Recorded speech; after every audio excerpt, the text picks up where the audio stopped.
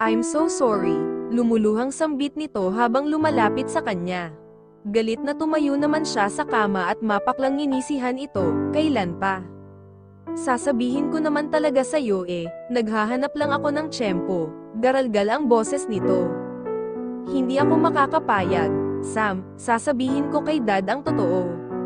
Sasabihin ko sa kanya ngayon na hindi mo naman talaga siya mahal, at ako ang totoong mahal mo.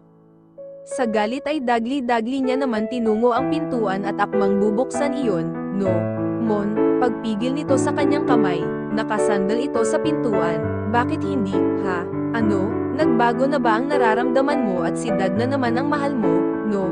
Mali ang iniisip mo, Luke.